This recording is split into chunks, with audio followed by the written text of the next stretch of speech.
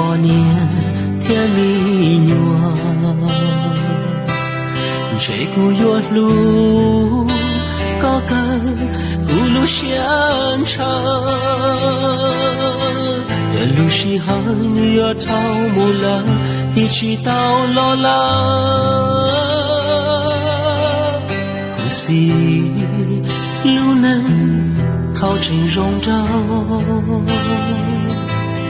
nhà cu chỉ bao có uốn để xử xa qua xa cứ đón gió chỉ xa uốn anh nhỏ ta kỳ lì plo wa tu lúa lúa xứ ô sai mù yu trai sao chia cần anh lo cho anh chưa xong khi làm sao lo cho em được người yêu ơi hãy hiểu cho anh lúc này người buồn lắm em ơi anh trách than ai bây giờ có sao ông hai em muốn bước đến Sài Gòn vì em đã nghe câu chuyện vài người trong xóm nói em sao xinh đẹp sao ở quê làm gì.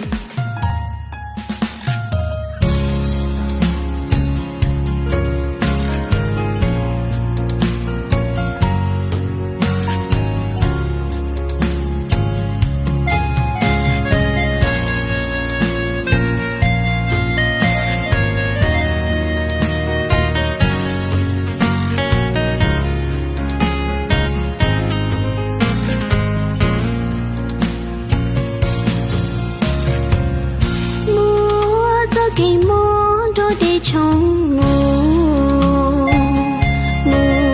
cho cái lu chỉ giống nó cho bó trẻ chỉ cho mua nhớ thân nhẹ thở sâu chờ yêu ua mò lo tua trâu hầu.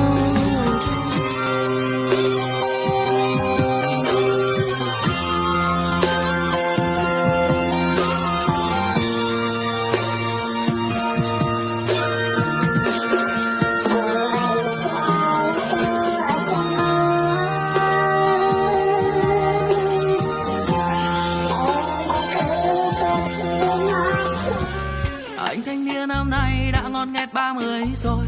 Sáng mua 5.000 xôi, tôi 3.000 trà đá. Anh luôn luôn on face để biết